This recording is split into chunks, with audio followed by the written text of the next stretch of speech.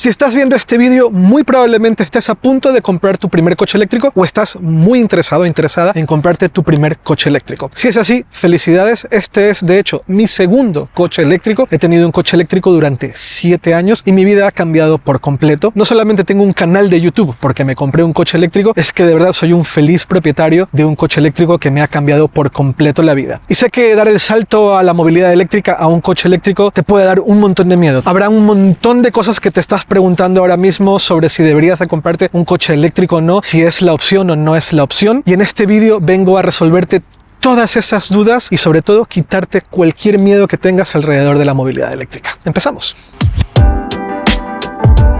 Sé que muchos de ustedes se quieren comprar un coche por ahorrar dinero, por gastar menos al desplazarse, y es verdad que ahora con el precio de los combustibles el cargar el coche sale mucho más barato. Pero la base del ahorro real cuando tienes un coche eléctrico está en la carga en casa. También conocido como la carga desatendida, es la carga lenta, la carga que haces cuando llegas a tu casa, llegas al parking, conectas y te vas. Esa carga es sumamente barata, en muchos casos incluso gratuita. Hay muchas oficinas, hay muchos lugares que te ofrecen carga lenta gratis. Pero cargar en casa puede salir extremadamente económico y de hecho es la razón número 1 por la cual desplazarte con un coche eléctrico es muchísimo más económico que desplazarte con un coche de gasolina o diésel. Por darte un ejemplo, con el precio para cargar el coche correcto, puedes cargar la batería completa, por ejemplo, de un Model 3 estándar, que es el coche más vendido en España, puedes cargar la batería completa por literalmente 4 euros. Y para tener una tarifa extremadamente económica y cargar muy barato, mi recomendación es Octopus Intelligent Go. Para mí es ahora mismo la mejor tarifa que hay para coches eléctricos porque la Intelligent Go de manera automática elige los momentos adecuados para cargar al precio más bajo posible. De hecho, el precio por kilovatio hora de la tarifa de Octopus Intelligent Go es 0,068 céntimos el kilovatio hora. Es que es sumamente barata y para mí es la mejor. Además que si te quieres ahorrar aún más dinero, tengo un código. Si te metes a arcos.co/octopus y te pasas a la compañía, te regalo 60 euros solamente por pasarte a Octopus. Así que el ahorro es mucho mayor. Pero por supuesto no es la única y hay varias tarifas extremadamente económicas para coches eléctricos, sobre todo para cargar durante la madrugada. Es verdad que la Octopus Intelligent Go, y esa es la razón por la cual la recomiendo tanto, está hecha para cargarla en diferentes momentos del día, no necesariamente durante la noche, y la puedes combinar con otras tarifas de Octopus. También tienen una tarifa para coche eléctrico para cargar durante las madrugadas, es la Octopus Go. Es incluso más económico el precio por kilovatio hora, pero solamente durante las noches. Ahora, hay varias tarifas más que te ofrecen precios muy económicos del kilovatio hora durante las noches y durante las madrugadas, que es el momento en el cual el coche está aparcado, no lo estás moviendo y aprovechas para cargarlo. Independientemente de la tarifa que elijas, esa es la base de la economía absoluta y tremenda del coche eléctrico, el tener la posibilidad de cargarlo en tu plaza de parking. Y también es importante recordar que la mayoría de los desplazamientos que vas a hacer en el día a día con tu coche no son viajes, son los desplazamientos que haces dentro de ciudad o desplazamientos interurbanos. Y lo digo porque la mayoría de las veces que pensamos en coches eléctricos o en autonomías máximas o en costos reales de tener un coche ya sea eléctrico, de gasolina o diésel, lo pensamos en términos de viajes, pero tenemos que pensarlo en términos de tu día a día. Si todos los días estás haciendo 20-30 kilómetros y esos 20-30 kilómetros diarios los cargas a 0,068 céntimos el kilovatio hora, el ahorro es una brutalidad. Y piensa que en promedio 90% más de los desplazamientos que hace la gente en general son dentro de ciudad, a velocidades que están por debajo de los 50 kilómetros por hora, que es donde más gana el coche eléctrico. Entonces esa es la base del ahorro absoluto del coche eléctrico y es súper importante que si tienes plaza de parking, aproveches,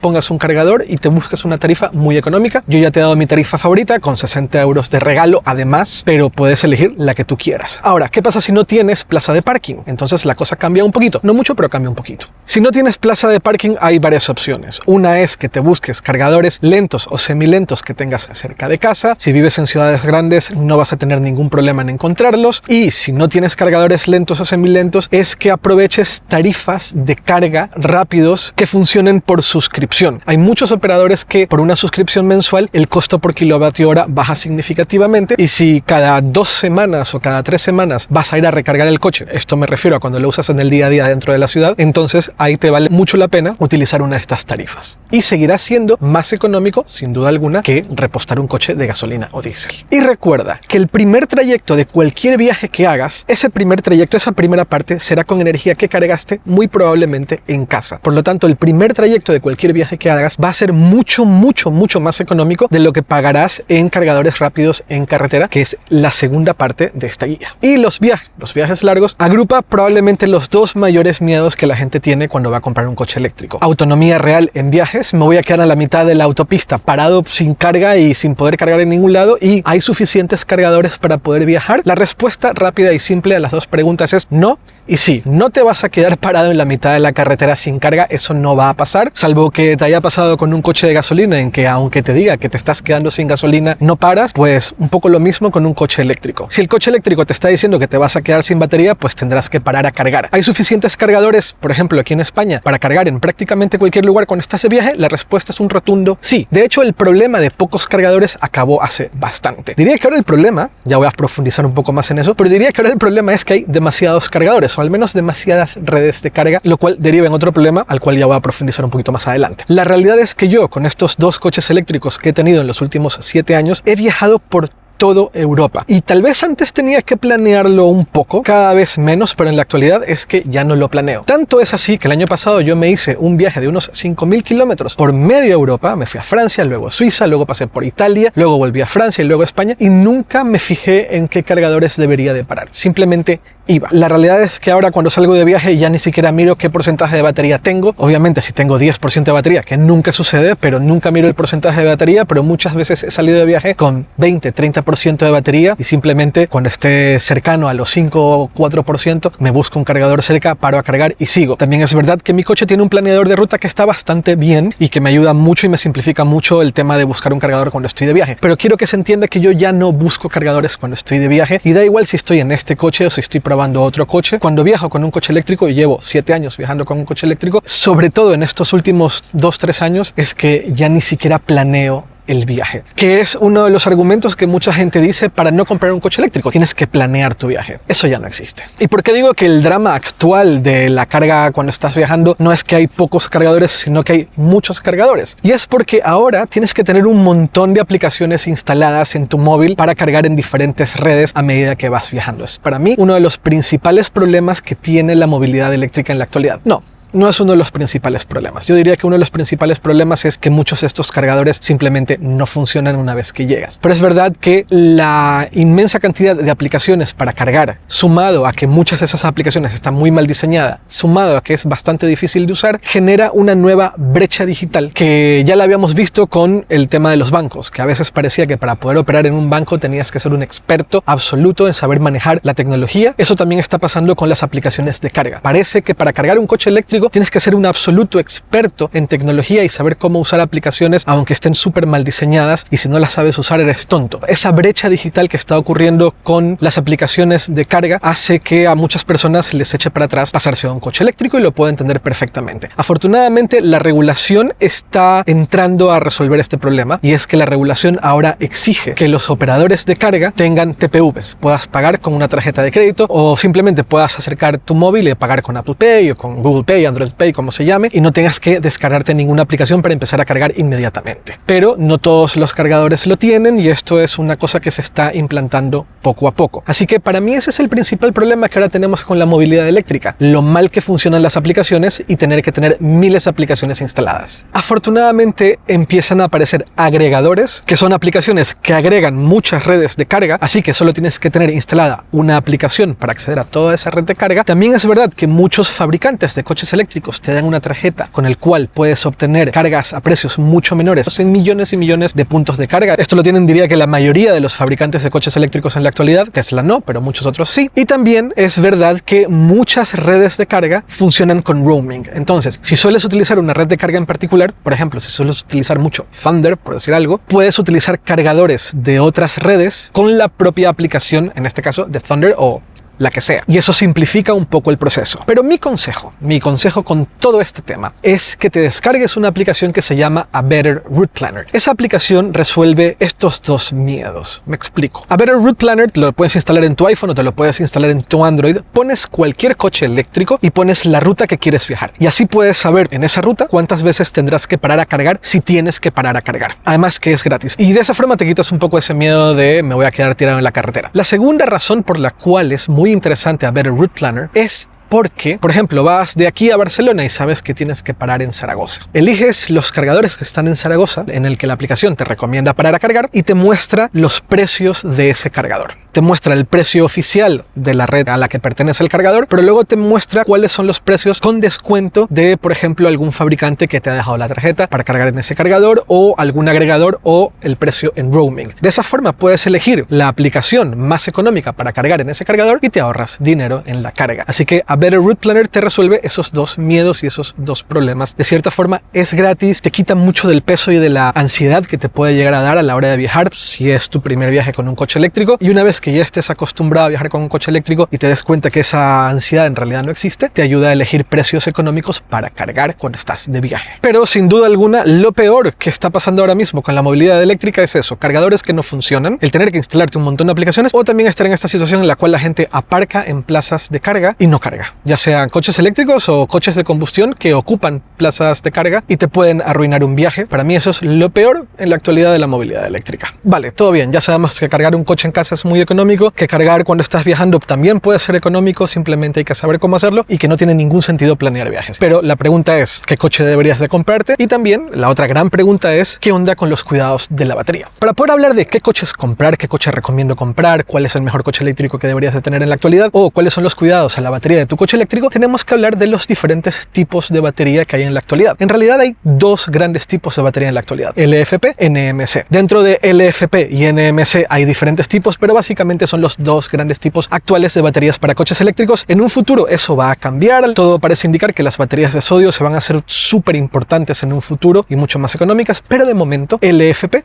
y NMC. Las baterías LFP son de hecho las baterías más populares en la actualidad. LFP significa litio ferrofosfato, y estas baterías tienen algunas ventajas muy interesantes. Son muy baratas de producir, mucho más baratas que las baterías NMC. Son más maltratables, eso significa que las puedes cargar al 100% sin miedo a que la batería sufra demasiado o que tenga degradación. Pero eso también conlleva algunas desventajas. Sobre todo son baterías menos densas, por lo tanto tienen que ser más grandes o tienen que pesar más para sostener la misma carga en su equivalente en NMC, y además suelen cargar un poco más lento que las baterías NMC. Eso también está cambiando. En un futuro las baterías LFP muy probablemente terminen cargando más rápido que las baterías NMC, pero eso pasará en unos 3 o 4 años, y cuando eso ocurra hablaremos de eso en otro vídeo. Pero de momento las baterías LFP, las que están instaladas en los coches que se venden en la actualidad, la mayoría de ellas cargan más lento que su equivalente en NMC y tienen menos densidad energética. Menos densidad energética hace que, como decía, la batería sea un poco más pesada, y por lo tanto normalmente los coches con baterías LFP, normalmente, hay excepciones, pero normalmente los coches con baterías LFP tienen menos autonomía que su equivalente en NMC. Luego tenemos las baterías NMC. Son baterías que tienen mayor densidad energética, también han sido baterías mucho más probadas a lo largo del tiempo, y eso significa que hemos probado qué tanto se degradan tras muchísimos kilómetros recorridos, que es mucho menos de lo que la gente cree. Las baterías NMC pueden cargar muy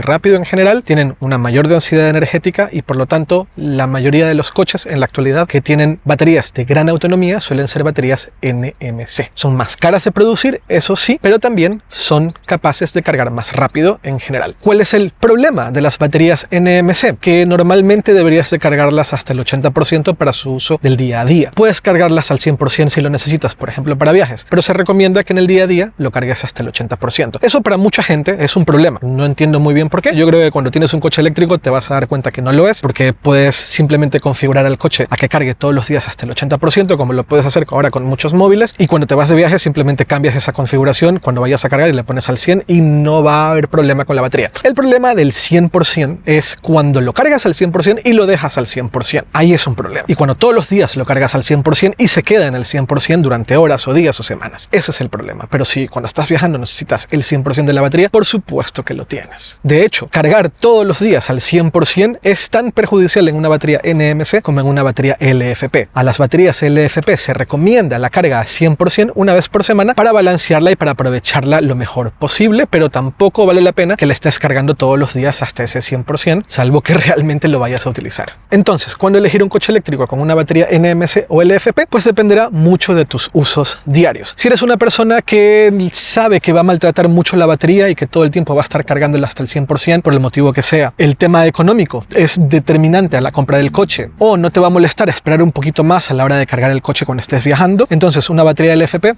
es tu opción. Si eres una persona que quiere la mayor autonomía posible, si quieres un coche de 750, 800 kilómetros de autonomía, pues muy probablemente vayas a optar por un coche con una batería NMC. ¿Y cómo saber si el coche que vas a comprar tiene una batería LFP o NMC? Muchas veces viene explicado en las propias características técnicas del coche, y si no está, seguro si lo buscas en internet lo vas a encontrar, y si no, se lo puedes preguntar al especialista con el que estás hablando para la compra de tu coche eléctrico. Entendiendo eso, hablemos de los cuidados de las baterías. Es bastante más simple de lo que la gente cree. Si tienes una batería LFP, el cuidado de la batería consiste en cargarlo una vez por semana hasta el 100%, no mucho más. Si tienes una batería NMC, el cuidado de la batería consiste en no cargarlo hasta más del 80% en el día a día, salvo que viajes, y ahí puedes cargarlo al 100%. Literalmente eso es todo. Luego, la recomendación general de cuidados para una batería, sea de un coche eléctrico, sea la batería de tu móvil o cualquier tipo de batería, de tu portátil, lo que sea, es que no lo tengas todo el tiempo el 100% o no lo tengas todo el tiempo por debajo del 10%. Eso es todo. Hay mucho temor, mucho miedo, mucha gente que mete miedo alrededor de las baterías y los cuidados, y algunas personas un poco te venden la idea de que tienes que ser un científico para saber cómo cuidar una batería de un coche eléctrico. La realidad es que los coches eléctricos son cada vez más inteligentes en la gestión de la batería, en la gestión de la energía y en la gestión de la temperatura de la batería para cuidarla lo más posible. Cada vez más inteligentes y cada vez mejor. Hay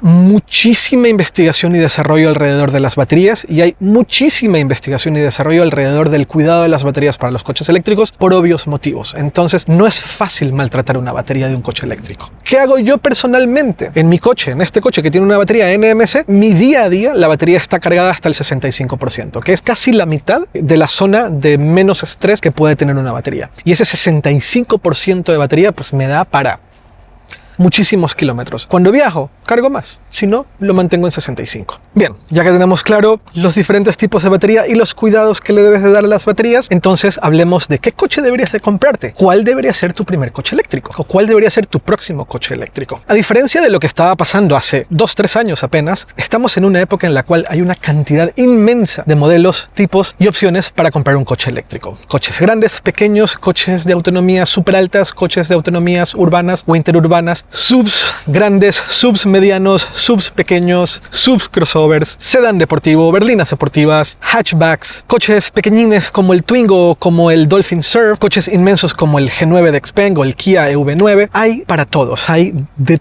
todos los rangos, de todas las opciones, para yo diría que la mayoría de las necesidades, y la realidad es que la mayoría de las marcas de coches en general, sean marcas legacy o marcas nuevas, están haciendo cada vez más coches eléctricos, y la verdad es que cada vez hay mejores opciones y cada vez a mejores precios. Además, es cada vez más difícil ponerle pegas a los coches que se están empezando a vender en la actualidad, independientemente de dónde se fabriquen, independientemente de si es una marca europea, si es una marca americana o si es una marca china. Los coches cada vez son mejores y los coches eléctricos cada vez tienen mejores prestaciones. Así que elegir qué tipo de coche creo que pasa primero por la misma pregunta que te harías si fueses a comprar un coche de gasolina o diésel. ¿Qué necesito? ¿Tienes una familia? ¿Tienes que transportar a tus hijos todos los días y necesitas mucho espacio interior? Muy probablemente tu opción sea un SUV. ¿Eres una persona soltera? Pues podrías comprarte, como yo, una berlina deportiva que te va a hacer disfrutar bastante porque el tema del espacio no es un problema. ¿O necesitas un coche pequeño para ciudad? Pues ahora tenemos varias opciones y cada vez más entran coches cada vez más pequeños, 100% eléctricos y cada vez más interesantes. La segunda consideración, una vez que tienes claro el tipo de coche que quieres comprar, es la autonomía. Ahí un poco el precio cambia bastante porque el componente más caro de un coche eléctrico es de hecho la batería. Batería más grande, más cara y por lo tanto el coche más caro. Así que si buscas un coche de gran autonomía, algo que esté por encima de, por ejemplo, los 700 kilómetros WLTP, pues tendrás que pagar un poco más que un coche que esté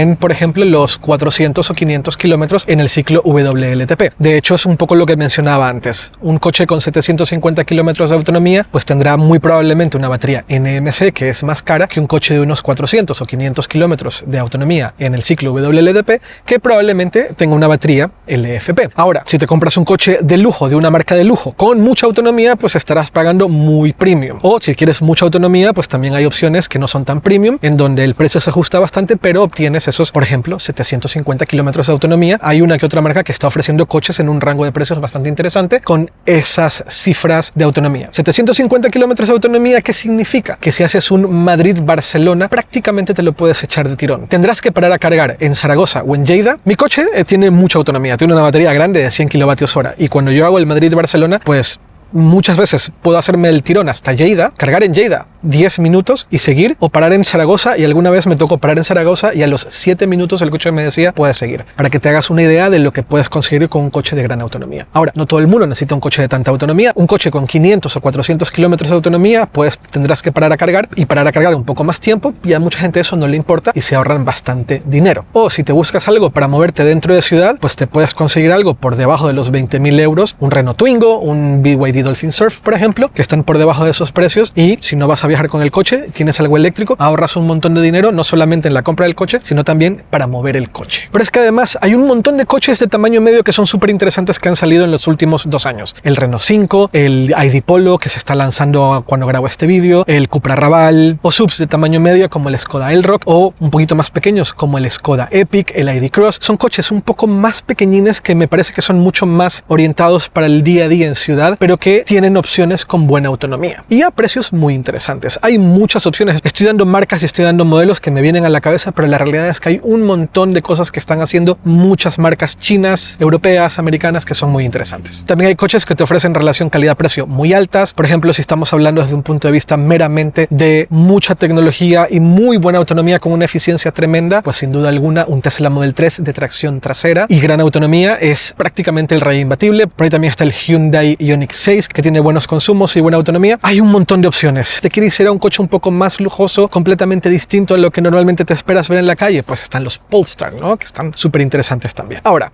es muy importante que pongas atención a una cosa. En España puedes acceder a ayudas, las ayudas del Auto Plus, pero las ayudas del Auto Plus dependen del origen del coche, el precio del coche y dónde se fabricó la batería. Entonces, a la hora de elegir un coche eléctrico, fíjate en eso. Los coches europeos acceden a más ayudas y los coches que están por debajo de los 35.000 euros antes del IVA también acceden a más ayudas. Asimismo, si la batería se fabrica en China, accedes a menos ayudas que una batería fabricada en la Unión Europea. Entonces, fíjate en eso a la hora de elegir un coche, si el tema del precio es importante, pero también fíjate en la financiación. Hay marcas que están ofreciendo financiaciones por debajo del 2% o alrededor del 2%, que es tremendo. Pero hay marcas que te obligan a acceder a su propia financiación para darte precios un poco más competitivos. ¿Qué pasa? Que esas financiaciones están por encima del 8%, y entonces si haces una comparación entre dos coches, uno más caro pero con una financiación del 2% versus uno más barato pero con una financiación del 8%, pues al final terminas pagando menos por ese más caro con la financiación del 2%. Entonces es muy importante que te fijes en ambas cosas: el origen del coche, el precio del coche, para saber qué ayudas obtienes, y también si vas a acceder a una financiación, que te fijes muy bien en las condiciones o hables con tu banco y tal vez te pueda ofrecer unas condiciones de financiación mejores. En definitiva, hay cambios, pero muchos menos cambios de lo que la mayoría de la gente cree. Como toda nueva tecnología, hay una curva de aprendizaje, pero esa curva de aprendizaje es mucho menos pronunciada de lo que se suele decir por ahí. Diría que además del gran reto de mejorar la red de carga, sobre todo la red de carga pública cuando estás viajando, y el problema de las aplicaciones y el problema de que muchos cargadores no están operativos, el otro gran problema de la movilidad eléctrica es la cantidad de mentiras inmensa que se suele decir alrededor del coche eléctrico. Pero la realidad es que el 90%, 99% de las cosas que se dicen por ahí alrededor de la movilidad eléctrica y los coches eléctricos son mentira. Lo que sí te puedo decir yo es que desde que tengo un coche eléctrico, mi vida ha cambiado muchísimo. Viajo mucho más con mi coche, disfruto más de los viajes y viajo más que nunca. Hay un placer indescriptible de viajar con un coche eléctrico. Es difícil de explicarlo en palabras, pero entre la comodidad de un coche que en realidad no vibra porque no tiene motor de combustión, que se siente más suave, que es más cómodo, y el placer de parar a cargar unos minutos y luego seguir tu viaje con toda la calma o no calma, eso es un poco decisión tuya, a mí me flipa, a mí me encanta. Y de verdad que desde que tengo un coche eléctrico he explorado mucho más de este continente en donde vivo, aquí en Europa, de lo que lo hice con mi anterior coche de combustión. Espero que esta guía te haya servido. Si tienes preguntas, tenemos en los comentarios de este vídeo. Hay una comunidad maravillosa que nos ayudamos entre todos, y espero que te pueda responder cualquier otra duda o pregunta que tengas alrededor de la compra de tu primer coche eléctrico. Y de verdad, si te ha ayudado esta guía, la mejor forma de agradecerlo es presionando ese botón de suscribirte. Nos vemos pronto. Chao, chao.